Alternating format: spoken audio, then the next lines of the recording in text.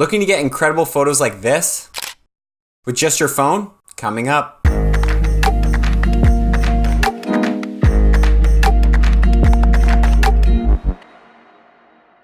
What's up guys, my name is Dax Brule. I am a digital creator, whatever that means. And in this video, I'm gonna show you guys how to get stunning images with just your phone.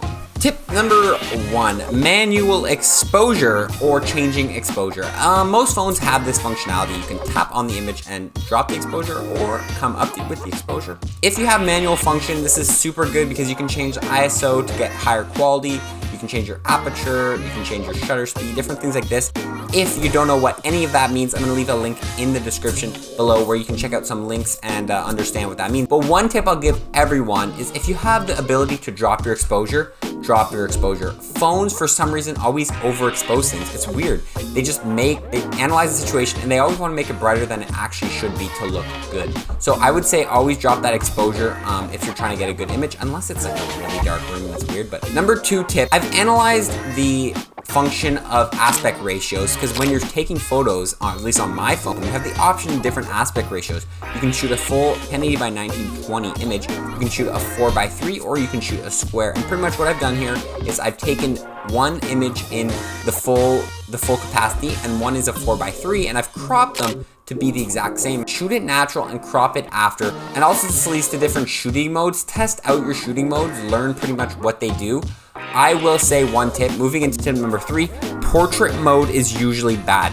On iPhones, I've heard that it's good, but don't use portrait mode on Androids. At least on my phone, the portrait mode looks really weird and fake. It doesn't know how to analyze those edges. Pretty much what portrait mode doing is it's choosing the subject and making everything digitally blurred. It doesn't look that good. I wouldn't recommend using it. If you want to get that blurry background, you need to get closer to your subject. Pretty much how it works is the closer to the subject you are, the more blurry that background is going to be. So if you really want that blurry background and your portrait mode is terrible, get closer to your subject. It'll really make your images stand out. Tip number 4, photography rules. I talk about this in every single video, but people need to understand the photography rules if they want to take better photos, especially when you're limited with just a phone. The only thing you really have control over is your composition. So learn the photography rules. Again, leaving links in the description to different rules like the rule of thirds, leading lines, different things like that.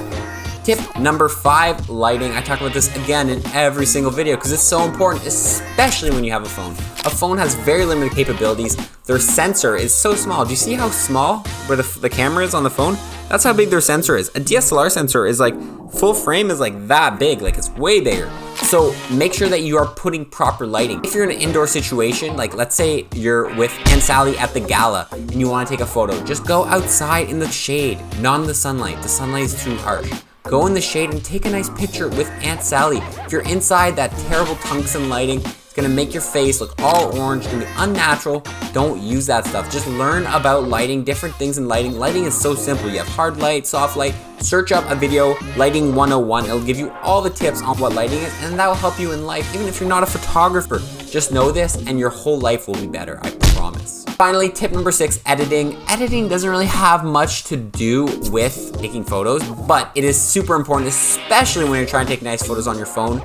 Editing on Instagram, this is what makes people's feeds look nice even though they only use their iPhone, because they put the same edit on everything so it looks consistent. So download an app like Lightroom Mobile, free Lightroom Mobile. You can save your presets so you can edit on that and learn about the different editing tools like contrast, highlights. You can save a preset, so next time you're editing, you just click that preset, everything gets applied, and you're good to go. Editing will change the image, especially when you have a phone and you're limited in the capabilities. For example, you can't get those shadows high in camera. You're able to bring so much more out of that image, and it's just insane what editing can do. Hope you guys enjoyed that video. So question of the day for you guys, do you shoot a lot on DSLR? Do you shoot a lot of phone? For me, for example, I shoot both because I love shooting on my phone, but also sometimes DSLR just has that higher quality. So let me know in the comments below which one you use primarily, and gently tap that like button if you enjoyed this video. Subscribe for new videos every week. Hit that notification bell so you can hear that ding ding ding every time I drop a new video. Without further ado, creators, keep creating. See you guys in the next one. Peace.